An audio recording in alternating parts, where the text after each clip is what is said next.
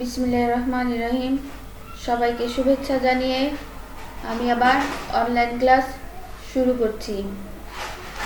আমার পরিচয়, আমি মোসাম্মদ সাথী খাতুন, সহকারী শিক্ষক, আইসিটি, দারুল ইসলাম বালিকা উচ্চ বিদ্যালয়, চাটখিল, নোয়াখালী। পাঠ পরিচিতি, শ্রেণী অষ্টম, বিষয় তথ্য ও যোগাযোগ প্রযুক্তি, অধ্যায় দ্বিতীয়। শিক্ষার্থী বন্ধুরা, এখানে আমরা কিছু ছবি দেখতে পাচ্ছি।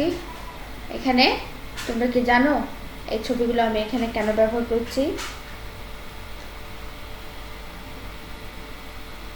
শিক্ষার্থী বন্ধুরা, আজকে তোমাদের পাঠের বিষয় কম্পিউটার নেটওয়ার্ক। আজকে আমরা কম্পিউটার নেটওয়ার্ক সম্পর্কে জানব। চলো প্রথমে জেনে নিই নেটওয়ার্কের ধারণা। দুই বা ততোধিক কম্পিউটারকে যোগাযোগের কোনো মাধ্যম দিয়ে একসাথে জুড়ে দিলে যদি তারা নিজেদের ভেতর তথ্য কিংবা উপাত্ত আদান প্রদান করতে পারে, তাহলে আমরা সেটিকে কম্পিউটার নেটওয়ার্ক বলতে পারবো। তাহলে তোমরা অবশ্যই বুঝতে পারছো, সত্যিকারের নেটওয়ার্ক আসলে দুই তিনটি কম্পিউটারে থাকে না, সাধারণত অনেক কম্পিউটারেই থাকে। আবার আজকাল এমন হয় যে কেউ একটি কম্পিউটার কিনলে যতক্ষণ না সেটাকে একটা নেটওয়ার্কের সাথে জুড়ে দিতে পারে, ততক্ষণ তার মনে হতে থাকে কম্পিউটার ব্যবহারের আসল কাজটি বুঝি করা হলো না। তার কারণ পৃথিবীর কম্পিউটারের নেটওয়ার্ক যখন তথ্য নেওয়া হয় তখন একটা অনেক বড়ই কাজ হয়। একজন ব্যবহারকারী তখন নেটওয়ার্কের অনেক কিছু ব্যবহার করতে পারে, যে রিসোর্স তার কাছে নেই সেটিও সে নেটওয়ার্ক থেকে ব্যবহার করতে পারে। তার মানে নেটওয়ার্কের গুরুত্ব কতখানি সেটা তো তোমরা বুঝতেই পারছো। আর আজকাল নেটওয়ার্ক ব্যবস্থা ছাড়া তথ্য যোগাযোগ প্রযুক্তি সম্পূর্ণ অচল। তাহলে চলো আমরা জেনে নিই আর নেটওয়ার্ক সংশ্লিষ্ট বিষয়।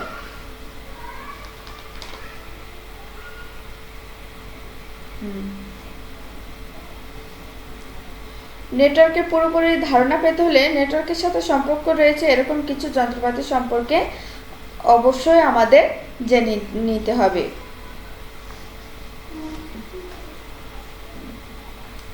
এখন আসি সার্ভার। সার্ভার কি তোমরা প্রথম নাম শুনছো? চলো আমরা সার্ভার সম্পর্কে জেনে নিব। সার্ভারের নাম শুনে অবশ্যই তোমরা কেউ কেউ বুঝতে পারছো যে এটা সার্ভ করে থাকে, অর্থাৎ সার্ভার হচ্ছে শক্তিশালী কম্পিউটারের যেটি নেটওয়ার্কের অন্য কম্পিউটারকে নানা রকম সেবা দিয়ে থাকে। একটি নেটওয়ার্কের কিন্তু একটি নয়, অনেকগুলো সার্ভার থাকতে পারে।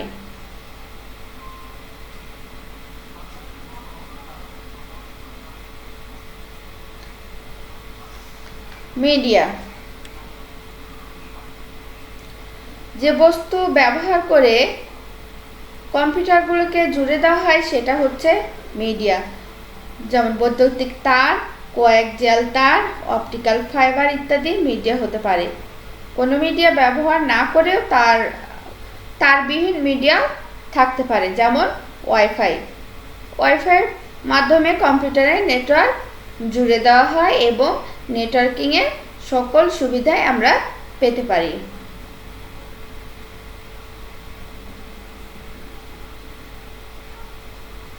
এবার আসি নেটওয়ার্ক অ্যাডাপ্টার। নেটওয়ার্ক অ্যাডাপ্টারটা আসলে কি? একটি কম্পিউটারকে সোজাসুজি নেটওয়ার্কের সাথে জুড়ে দেওয়া কিন্তু যায় না। সেটি করার জন্য কম্পিউটারের সাথে একটি নেটওয়ার্ক ইন্টারফেস কার্ড লাগাতে হয়। সেই কার্ডগুলো তখন মিডিয়া থেকে তথ্য নিয়ে ব্যবহার করার জন্য কম্পিউটারে দিতে পারে, আবার কম্পিউটার থেকে তথ্য নিয়ে সেটি নেটওয়ার্কে ছেড়ে দিতে পারে।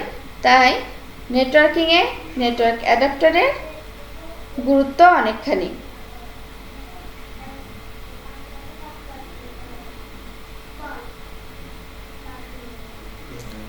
এবার আসি প্রোটোকল।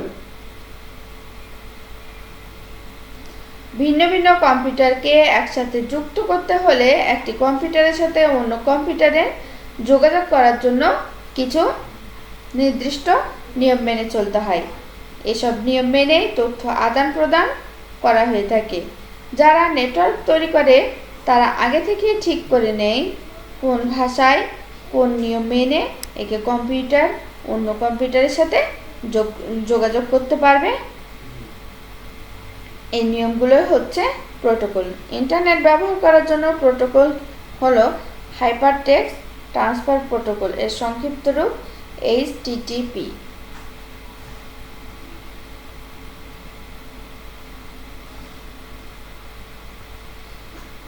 তাহলে শিক্ষার্থী বন্ধুরা, আমরা আজকের পাঠে অবশ্যই নেটওয়ার্কের ধারণা সম্পর্কে বলতে পারবো এবং সার্ভারের কাজ, সার্ভার কিভাবে এক কম্পিউটার থেকে অন্য কম্পিউটারে নেটওয়ার্ক আদান প্রদান করে থাকে সে সম্পর্কে বলতে পারবো। মিডিয়ার ব্যবহার বলতে পারবো। তোমাদের একক কাজ,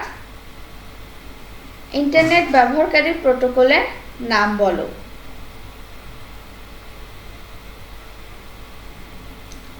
এখানে আমরা কিছু নতুন শব্দ শিখলাম, চলো দেখে নিই। যেমন server, media, network, protocol, HTTP। তোমাদের বাড়ির কাজ, অপটিক্যাল ফাইবারের মাধ্যমে ডেটা স্থানান্তরের প্রক্রিয়াটি ব্যাখ্যা করো।